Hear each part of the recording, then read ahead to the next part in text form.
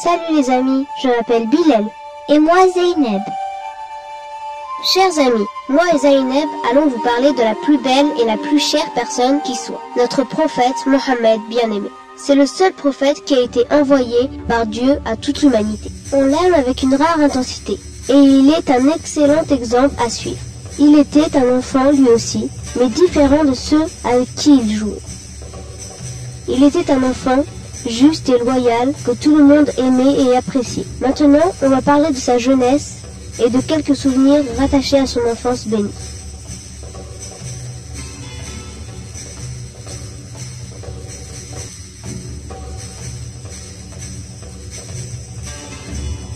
Notre prophète avait une famille comme vous, mais il avait perdu son père avant même sa naissance. Il était donc orphelin. Avant sa naissance, annoncée depuis longtemps par Dieu, beaucoup d'événements extraordinaires eurent lieu. Alors, parlons ensemble de ce qui s'est passé quand notre prophète vint au monde. Chers amis, l'arrivée au monde de notre prophète avait été annoncée par le prophète Jésus et le prophète Moïse, qui vivaient bien avant le prophète Mohammed. Les livres des Juifs et des chrétiens attestaient de la mission prophétique de Mohammed.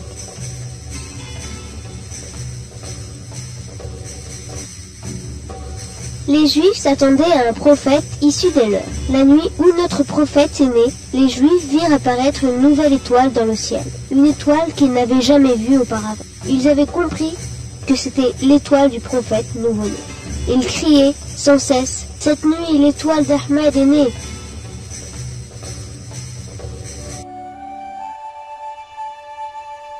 Un groupe de Juifs vint voir la tribu des Qurayshites et leur demandèrent « Y a-t-il un enfant qui est né cette nuit dans notre tribu ?» Ils répondirent « On ne sait pas ».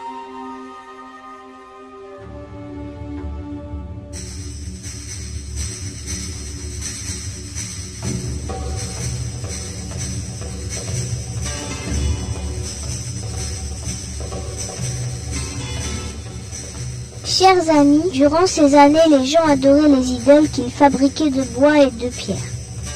La Kaaba, qui avait été fondée par le prophète Ibrahim pour devenir la maison d'Allah sur terre, était pleine d'idoles à l'intérieur. Il y en avait 360. La nuit où notre prophète est né, toutes les idoles tombèrent à terre. Les gens qui venaient à la Kaaba pour les adorer étaient choqués de voir ces idoles qu'ils croyaient pourtant si puissantes et dont ils craignaient même la colère, gisant à terre impuissantes.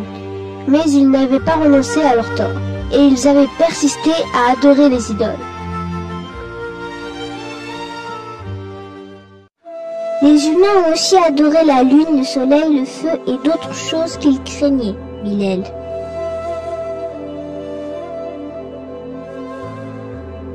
Oui, Zeynep, il faut savoir pourtant que c'est Dieu qui a créé toutes ces choses. Il nous donne ce que l'on veut, mais les humains se courbent devant les pierres au lieu d'implorer l'aide d'Allah. Comme tu l'as dit, ils ont même adoré le soleil et la lune, alors qu'Allah, s'il le veut, pourrait faire perdre au soleil sa chaleur et à la lune sa lumière. Alors pour remettre les gens sur le droit chemin, notre prophète vint au monde.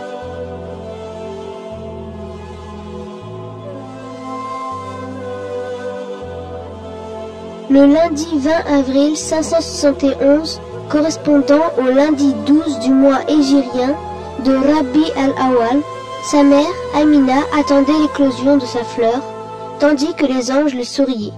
Tous les humains attendaient le prophète.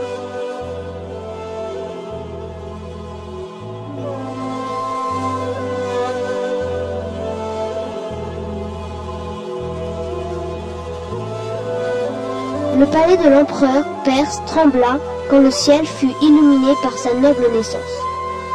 Le palais de l'empereur perse trembla tellement que les tours s'écroulèrent.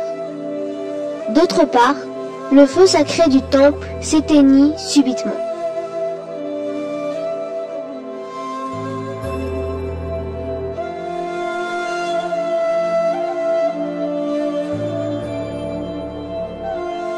Le sauveur de l'humanité était venu montrer la vérité. Sa mère le prénomma Mohammed, à la suite d'un rêve qu'elle avait eu avant sa naissance. Prénom qui veut dire loué sur la terre et au ciel. un messager qui aime beaucoup les gens et qui est aimé d'eux.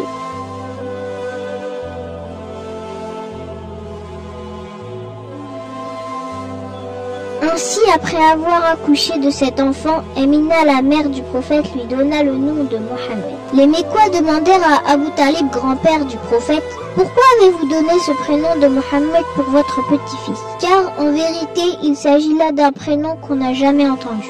Oui, vous avez raison. Mohammed veut dire « loué sur terre et au ciel ». Ainsi, les gens le loueront sur terre et les anges dans le ciel, répondit-il.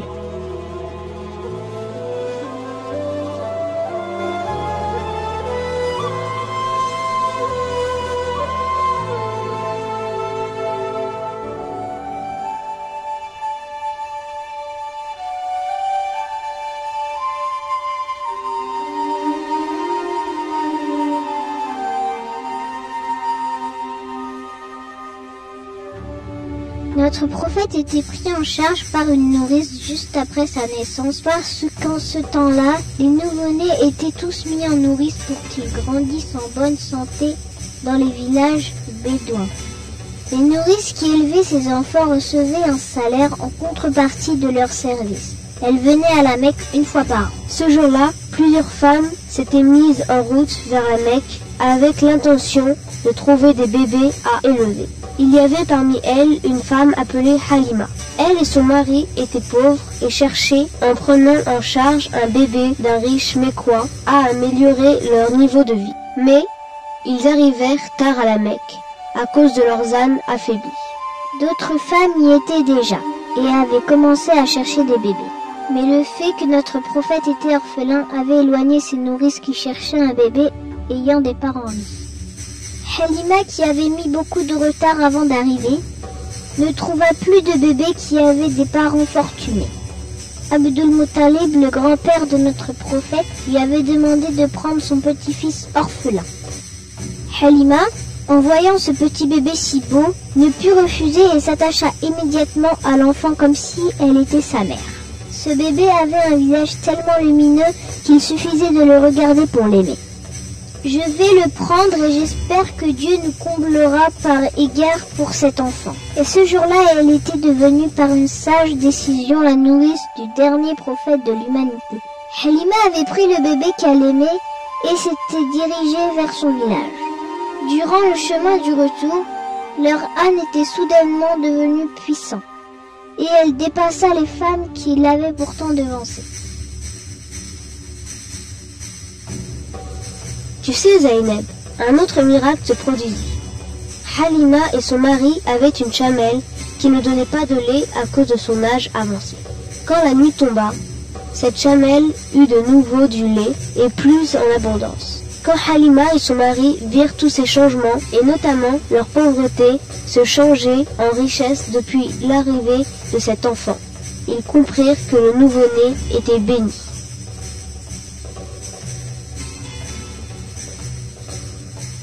Oui, tu as raison, Bilal.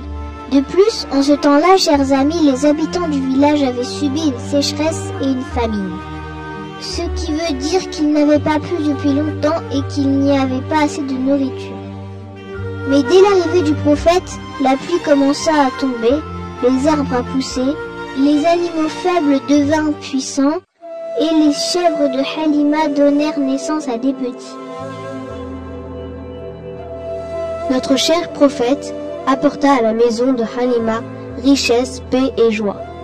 Elle et son mari l'aimaient énormément. Halima s'attachait beaucoup à ce petit bébé et l'avait considéré comme un cadeau d'Allah. Elle le traitait avec tendresse comme s'il était son propre bébé. De jour en jour, elle s'attachait à lui de plus en plus fort. Elle l'emmenait de temps en temps à la Mecque voir sa mère, puis il revenait au village. Notre cher prophète resta chez sa nourrice jusqu'à l'âge de 6 ans. Halima s'était tellement habituée à sa présence qu'il lui avait été difficile de le laisser partir. Comment laisser partir ce bébé qu'elle protégeait de tout le monde, qu'on aimait du premier regard et grâce à qui il vivait dans l'aisance? Pour se consoler, elle s'était promise d'aller le voir à la Mecque le plus souvent possible pour atténuer sa souffrance. Quand elle le prenait à la Mecque, elle se montrait inquiète et elle se disait « J'espère qu'il restera à mes côtés afin que je puisse le protéger du mal à la Mecque. » L'inquiétude de Halima n'était pas sans raison. En ce temps-là, la Mecque était un endroit dangereux. Mais Halima dut rendre l'enfant malgré tout. Habituée au calme et à la sérénité de leur village, elle n'était pas rassurée à l'idée de laisser le petit Mohammed, malgré la présence de sa mère. De plus, elle ne pouvait cacher un profond attachement à l'enfant. Et c'est avec le cœur brisé de chagrin qu'elle avait dû ramener l'enfant béni âgé de 6 ans chez sa mère à la Mecque.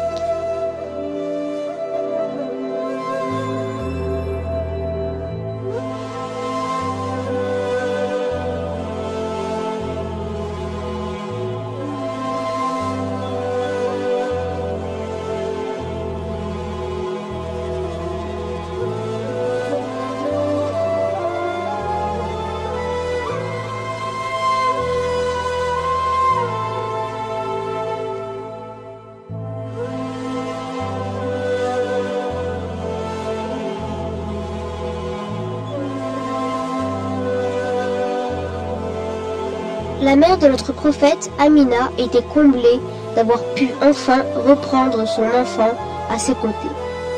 Il lui avait tellement manqué pendant tout ce temps-là. Elle l'avait emmené à Médine visiter la tombe de son père et elle l'avait présenté à ses oncles. Notre cher prophète ressentait beaucoup de peine et de chagrin en repensant à son père qu'il n'avait jamais connu. Mais dans le chemin du retour à la Mecque, sa mère Amina tomba malade.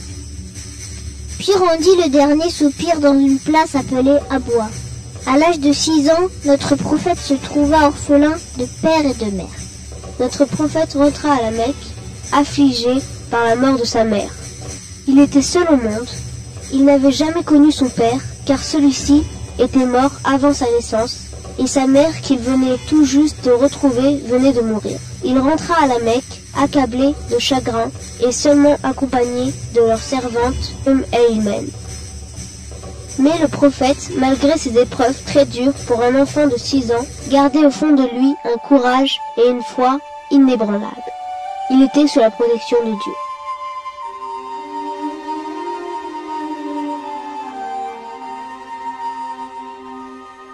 Abdul Muttalib, le grand-père paternel de notre prophète, s'occupait de lui. Il le chérissait beaucoup et compatissait à sa douleur. Il était comme un ami pour lui et l'aimait tellement qu'il ne pouvait manger sans lui. Il ressentait envers lui beaucoup de peine parce qu'il était orphelin. À chaque fois qu'il y avait une sécheresse à la Mecque, son grand-père lui demandait de prier avec lui pour qu'il pleuve, et en effet, il pleuvait souvent après sa prière.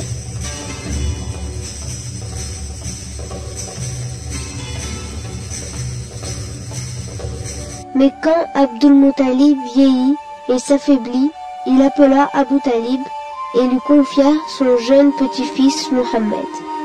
Après peu de temps, à l'âge de 8 ans, notre prophète perdit son grand-père aussi. Il a connu le malheur de perdre un proche 3 fois depuis sa naissance. Pour satisfaire la volonté de son grand-père, son oncle le prit en charge. Tout comme les personnes qui côtoyaient le jeune enfant, Abu Talib s'attacha à lui très vite. Il l'aimait beaucoup, et tout comme sa nourrice, Halima, il constata que sa maison était comblée de bienfaits et d'abondance depuis l'arrivée de son neveu Mohammed. Plusieurs années passèrent. Notre prophète devint un jeune homme qui n'avait jamais menti, qui était juste honnête et que tout le monde respectait. En raison de toutes ses qualités, les gens l'appelaient El-Amin, qui veut dire le digne de confiance. Quand les gens de sa tribu ne se mettaient pas d'accord sur quelque chose, il le consultait pour trancher sur qui il ferait le bon choix. Oui, il y a même un exemple célèbre illustrant cela. Lorsque les Mécois voulurent réparer la maison de Dieu, la Kaaba, ils s'opposèrent sur le choix de la tribu qui allait remettre la pierre sacrée à sa place. Ce différend allait mener à un conflit sanglant et la discussion semblait ne pas finir. Quand enfin le plus vieux d'entre eux dit alors: vous désignerez arbitre la première personne qui apparaît. Les regards se tournèrent vers l'horizon, et quand notre prophète apparut, tout le monde était content. Ils dirent: c'est l'arbitre. Le prophète leur demanda de ramener une couverture, et il y mit la pierre, puis demanda à chaque tribu de tenir un coin de la couverture. Ainsi, tout le monde participa à l'opération, et le problème se résolut sans effusion de sang. Les nombreuses qualités dont était doté ce jeune homme poussa Khadija, une riche veuve, à lui confier la gestion de son commerce caravanier. Le prophète avait fait preuve de honnêteté incomparable. Khadija, âgée de 40 ans, le demanda en mariage alors qu'il n'avait que 25 ans. Mohammed accepta et ils se marièrent. Le prophète était sidéré en voyant les gens persister à adorer les idoles. Répugnant à cette situation, il se rendait constamment à la grotte de Hira, méditer sur la création qui l'entourait. Il haïssait les idoles depuis qu'il était enfant. Pour lui, les gens étaient vraiment incompréhensibles et stupides pour adorer des idoles qu'ils fabriquaient de leurs propres mains. Ils opprimaient les faibles et les pauvres. Ils n'avaient aucun esprit de solidarité. Ils enterraient les petites filles vivantes. Ils étaient ainsi dans le plus grand égarement. C'est ici, dans cette grotte du mont Hira, que le prophète reçut la première révélation par l'intermédiaire d'un ange appelé Gabriel. Dieu l'envoya à toute l'humanité. La première personne qui croyait en lui était devenue musulmane était sa femme Khadija. Juste après elle, ce fut Ali, le cousin du prophète, qui devint musulman aussi. D'ailleurs, savez-vous, chers amis, que Ali était le premier enfant musulman? Oui, Zainab, et si tu veux bien, on va parler des beaux souvenirs de notre prophète avec les enfants. Notre prophète, qui est l'envoyé d'Allah miséricordieux, aimait beaucoup les enfants. Il disait souvent: les enfants sont votre cadeau d'Allah, et celui qui n'éprouve pas la compassion pour les enfants n'est pas des nôtres. Et il incitait les gens à traiter les enfants avec tendresse. Quand notre prophète prêchait la parole de Dieu aux gens, ils y trouvaient le vrai bonheur. Et ils avaient l'esprit en paix, baignés dans une sorte de sérénité visible. Même les enfants l'avaient senti. Avant l'islam, les Arabes avaient une horrible coutume. Ils enterraient leurs filles vivantes. Dieu a interdit cette cruelle pratique et a ordonné par la bouche de son prophète que la fille soit aussi bien traitée que le garçon, donnant aux femmes une importance qu'ils n'avaient jamais eue auparavant. Lors de l'immigration du prophète de la Mecque vers Médine, les adultes l'attendaient, mais les enfants aussi, et l'impatience paraissait sur leur visage. Après plusieurs heures d'attente, quand sa silhouette commença à se dessiner à l'horizon, tous les musulmans, hommes, femmes et enfants, exultèrent. Au sommet de la colline Wada, ils regardaient venir cet homme qu'ils aimaient tant, sans même l'avoir encore vu. Un homme dont on parlait avec tant d'admiration et de respect. Ils avaient tous ardemment souhaité la bienvenue au prophète en chantant des éloges. Allahu Akbar, Allahu Akbar.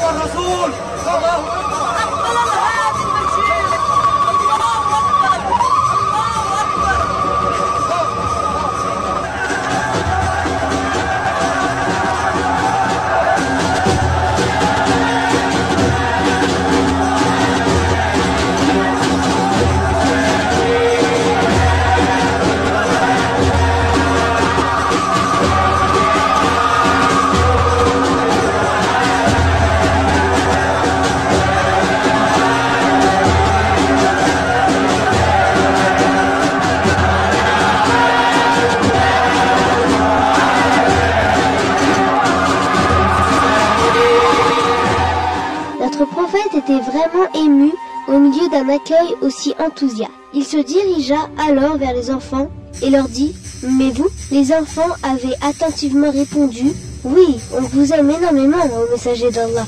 Il dit: et Allah, c'est que je vous aime beaucoup. Les enfants étaient heureux et rassurés, parce qu'à chaque fois qu'ils voulaient contempler son visage resplendissant ou écouter ses douces paroles, ils le trouvaient toujours disponible et bienveillant. Notre prophète leur caressait la tête Il les saluait à chaque fois qu'il les voyait, et lorsqu'il n'en voyait pas un depuis quelques jours, il demandait de ses nouvelles.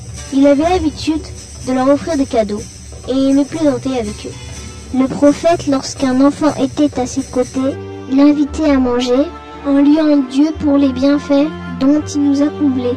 L'un des enfants chanceux d'avoir eu l'honneur de rencontrer le prophète à un jeune âge était Anas. Quand il avait 10 ans, sa mère l'emmena chez le prophète et lui dit « Ô messager d'Allah, tout le monde vous a offert un cadeau. Sauf moi, je n'ai rien à vous donner, sinon mon enfant, Anas, qui sera à votre service. Veuillez accepter mon offre. » Notre prophète accepta son offre. Anas en était très content, parce qu'il n'y a pas un bonheur égal à celui qu'on trouve en servant cette sainte personne et en demeurant à ses côtés. Regardez comment Anas parle de son service. J'ai servi le prophète pendant 10 ans. À vrai dire, je ne faisais pas du bon travail. Mais malgré cela, le prophète ne m'a jamais demandé pourquoi j'ai fait ceci ou cela d'une telle manière. Et même lorsqu'une personne me criait dessus pour me reprocher mon travail, il me protégeait et lui répondait « Laissez-le, il n'a fait que ce que Dieu a voulu qu'il fasse ». Cette conduite extraordinaire n'est pas étonnante de la part de la personne la plus compatissante au monde. Je n'ai jamais rencontré quelqu'un qui sente aussi bon que le prophète. Et ses mains étaient plus douces qu'une étoffe de soie, disait-il aussi. Anas a un doux souvenir. Zaynab. Allons la raconter à nos amis. Un jour, le prophète envoya Anas lui accomplir une tâche. Étant un enfant, Anas refusa au fond de lui, mais ne put le dire au prophète, et s'est mis en route. Dans son chemin, il aperçut des enfants en train de jouer. Alors, il les rejoignit.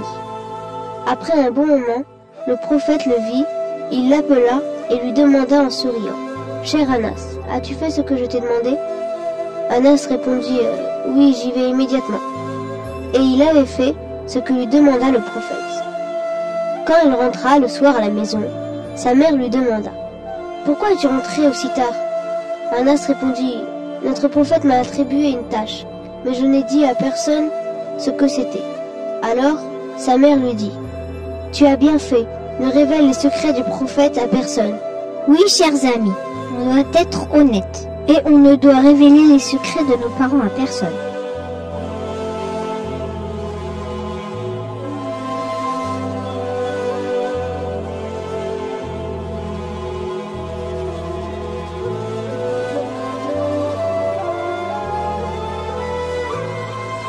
Regarde Zaynab, maintenant on va raconter un incident qui reflète la miséricorde du prophète. Notre prophète avait un voisin juif qui n'était pas encore devenu musulman. Un jour, il a su que le fils du voisin était malade. Alors, il alla lui rendre visite et prit Anas avec lui pour lui souhaiter un bon rétablissement. Notre prophète s'était assis à côté de l'enfant et lui conseilla de devenir musulman. À ce moment, l'enfant leva son regard vers son père qui lui demanda d'obéir au prophète. Alors l'enfant devint musulman immédiatement. Le prophète était très content et pria en disant « Oh Allah, que tu sois loué d'avoir sauvé cette personne par égard pour moi. » Ce qui veut dire qu'Allah rendit le prophète très heureux en sauvant cette personne. Bilal, si tu veux bien, on va parler d'un triste souvenir de Anas. Anas dit « Je n'ai jamais vu une personne aussi compatissante avec les enfants que notre prophète. Quand son fils Ibrahim est venu au monde, il était très heureux et a donné un cadeau à celui qui lui a apporté cette bonne nouvelle. Il l'a annoncé aux gens en disant « Ce soir mon fils est né et je lui ai donné le prénom de notre père Ibrahim. » Le prophète avait mis son fils en nourrice pour qu'il grandisse en pleine forme au village. Il allait souvent le voir chez sa nourrice en dehors de Médine. Il l'embrassait et le serrait dans ses bras. Un jour, Ibrahim tomba malade et était à l'agonie. À ce moment, les yeux de notre prophète se remplirent de larmes et il pleura. Le petit Ibrahim mourut quand il était encore un petit bébé.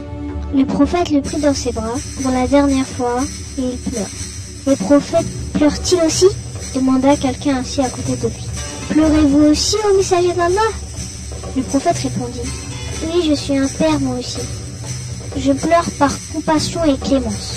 Nos yeux pleurent et nos cœurs sont tristes, mais on ne dit que ce que Dieu aime entendre. Et on ne se plaint pas contre la volonté d'Allah. Puis il se tourna vers Ibrahim et dit « Ah Ibrahim, si tu sais combien ton départ nous afflige. »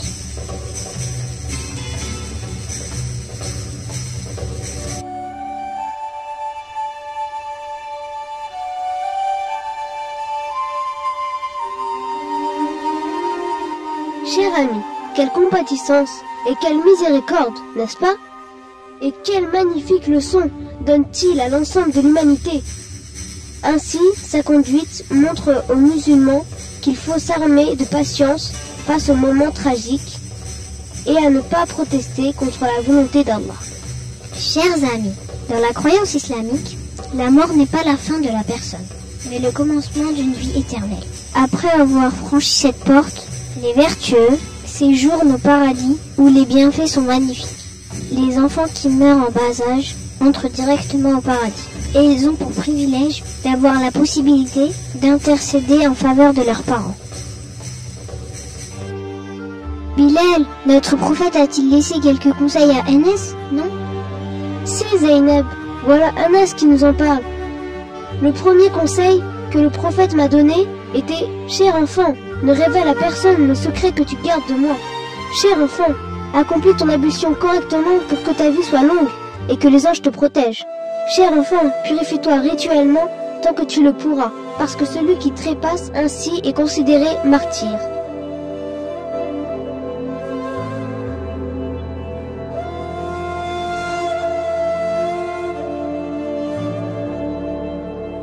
Cher enfant, prends la peine d'effectuer ta prière rituelle continuellement. Si tu le fais, les anges prieront pour toi. Sois respectueux avec les vieux, musulmans et affectueux avec les jeunes.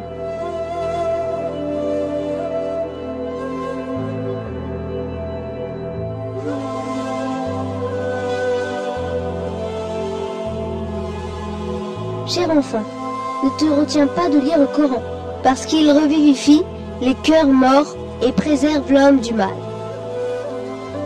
En plus de tous ces sages et profitables conseils, notre généreux prophète confie à Anas d'autres recommandations.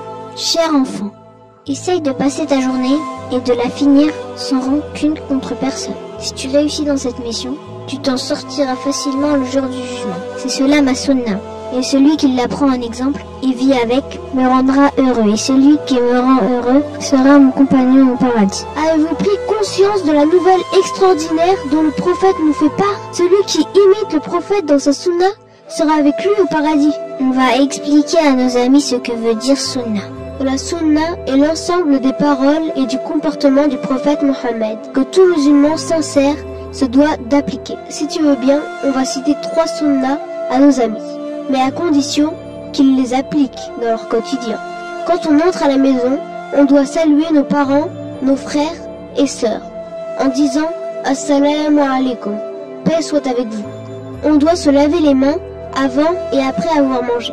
On doit dire avant de commencer à manger « Bismillahirrahmanirrahim », qui veut dire « Au nom de Dieu, le clément, le miséricordieux », et on doit manger avec notre main droite.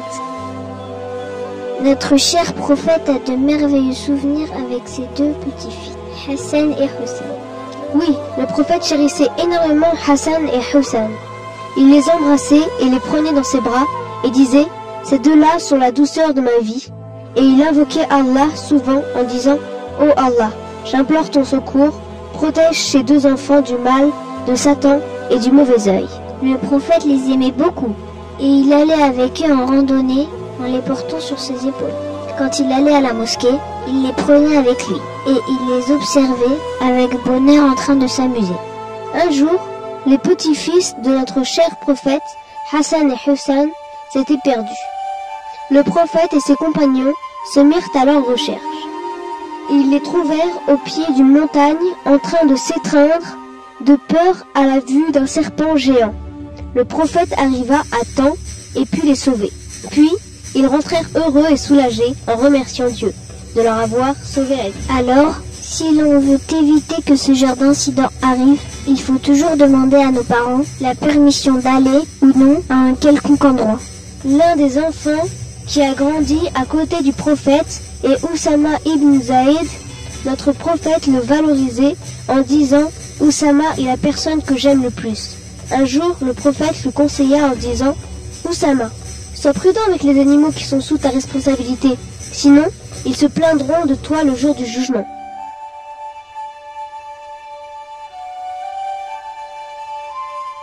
Chers amis, on doit être très prudent avec les animaux, surtout les animaux domestiques.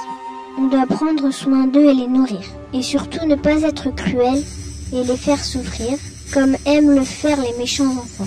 Notre prophète a un beau souvenir avec un vilain enfant, prénommé Rafi, Zaynab. Un jour, quand les palmiers commencèrent à donner leurs fruits, Rafi jetait des pierres vers les branches, essayant de faire tomber quelques dattes.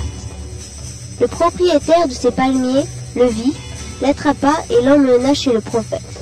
Qu'avait fait Rafi en voyant le prophète? Il avait tellement honte que son visage rougit et il baissa la tête.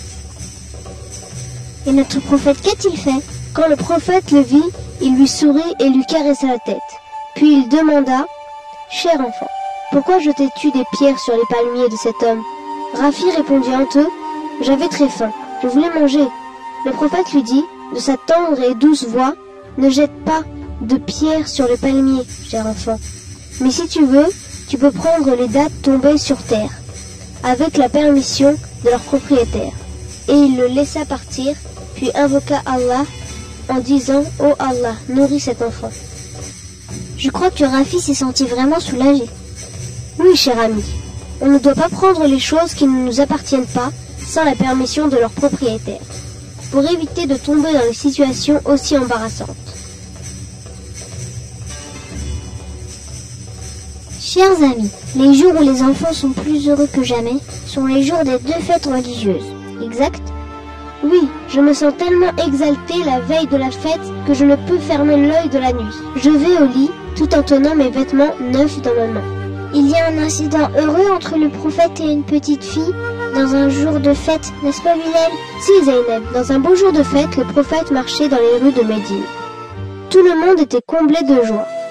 Le bonheur se lisait sur leur visage. Quand les enfants couraient de joie, montrant leurs beaux habits fièrement, le prophète aperçut une petite fille, ayant un air triste assise dans un coin. Ses vêtements étaient rapiécés, et ses chaussures usées. Elle pleurait en cachant son visage derrière ses mains.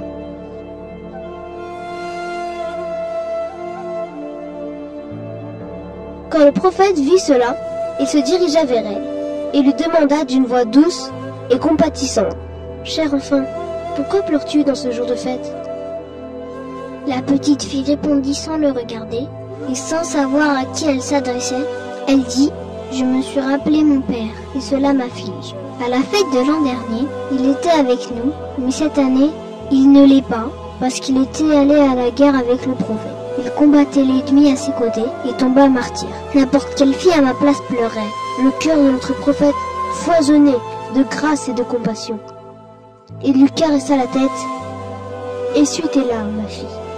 Vas-y, lève ta tête et écoute ce que je vais te dire. Veux-tu que je sois ton père? Fatima sera ta sœur et Aïcha sera ta mère. Qu'est-ce que tu en penses ?» Ces mots frappèrent la fille. Elle leva la tête et s'étonna, en voyant que la personne à qui elle parlait était le prophète. Alors elle accepta sa proposition sans hésitation. La fille accompagna le prophète à sa maison, en lui tenant sa main sainte. La famille du prophète l'aima beaucoup. On l'avait débarbouillé le visage, lui avait donné des vêtements tout neufs, lui avait donné à manger. Puis elle était sortie jouer comblée de joie. Elle était tellement heureuse que ses amis lui demandaient « Qu'est-ce qui t'est arrivé ? Pourquoi es-tu si heureuse ?» La petite fille répondit « J'ai un père maintenant, et il est si gentil. J'ai une mère Aïcha et une sœur Fatima, qui me peignent les cheveux, et me donnent des vêtements neufs. Voilà, c'est pour cela que je suis aussi heureuse. J'en suis très contente. » Notre prophète laissa à son peuple le conseil suivant. Ceux qui vêtent des enfants et les embellissent, Allah fera pareil avec eux le jour du jugement. Sont nombreux les cœurs que le prophète avait comblés de bonheur. Notre cher prophète conseilla Hassan en disant « Hassan, effectue ta prière rituelle 5 fois par jour sans retarder. Abandonne tout ce qui est douteux au profit de ce qui ne l'est pas. La vérité apporte la paix au cœur et le mensonge lui apporte le doute. »